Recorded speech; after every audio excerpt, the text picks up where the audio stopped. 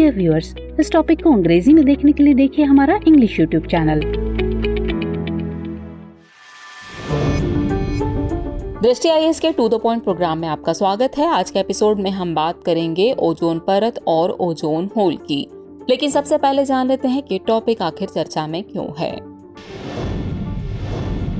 हाल ही में यूरोपीय अंतरिक्ष एजेंसी के कोपरनिकस सेंटिनल 5P मिशन के सैटेलाइट डेटा से अंटार्कटिका के ऊपर एक बड़े ओजोन छिद्र का पता चला है। तो चलिए सबसे पहले जानते हैं कि ओजोन परत क्या है।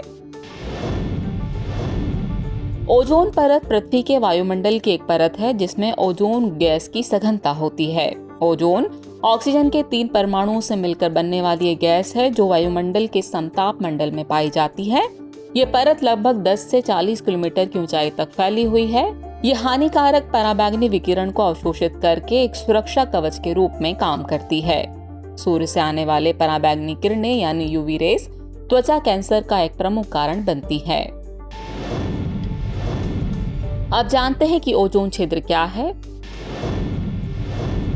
तो ओजोन छिद्र वास्तव में कोई छिद्र नहीं है, बल्कि ये समताप मंडल में ओजोन परत की कमी को संदर्भित करता है।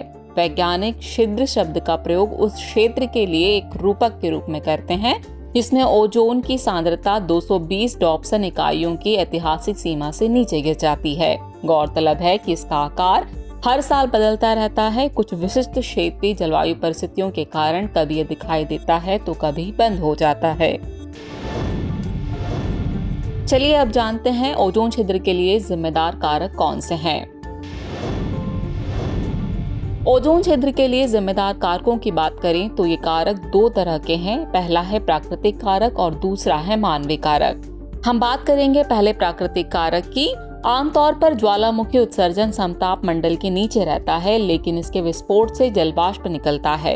ये जलवाष्प रासायनिक प्रतिक्रियाओं के माध्यम से ओजोन परत पर प्रभाव डालता है और इसकी ताप दर को बदल देता है। जलवाष्प में ब्रोमीन और आयोडीन जैसे अन्य तत्व भी होते हैं जो ओजोन का क्षय कर सकते हैं। आपको बता दें कि जलवायु परिवर्तन और जंगल की आग लगने से सृजित धुएं के कारण भी समताप मंडल में ओजोन की कमी हो सकती है। अब नजर मानवीय कारकों पर, तो आजकल बनने वाला ओजोन छिद्र प्रमुख रूप से मानव निर्मित प्रदूषण के कारण बनता है, जिसका प्रमुख कारण क्लोरोफ्लोरोकार्बन यानी कि CFC, हैलोन और कार्बन टेट्राक्लोराइड जैसे रसायन हैं। एरोसोल प्रणोदक समताप मंडल में क्लोरीन छोड़ते हैं जिससे ओजोन का क्षय होता है। बता दें कि 1987 में स्थापित मॉन्ट्रियल प्रोटोकॉल का उद्देश्य ओजोन परत की रक्षा के लिए इन पदार्थों के उत्पादन को समाप्त करना है। चलिए वक्त हो चला आज के टॉपिक से रिलेटेड अभ्यास प्रश्न को नोट करने का। तो अभ्यास प्रश्न है, ओजोन छिद्र के संदर्भ में निम्नलिखित कथनों पर विचार कीजिए। कथन 1 है, यह वास्तव में कोई छिद्र नहीं है बल्कि ये समताप मंडल में ओजोन परत की कमी को संदर्भित करता है। कथन 2 है, वैज्ञानिक छिद्र शब्द का उपयोग उस क्षेत्र के लिए एक रूपक के रूप में करते हैं जिसमें ओजोन की सांद्रता 220 डॉप्सन इकाइयों की ऐतिहासिक सीमा से नीचे गिर जाती है। और कथन 3 है, 1987 में स्थापित मॉन्ट्रियल प्रोटोकॉल का उद्देश्य ओजोन परत की रक्षा करना है।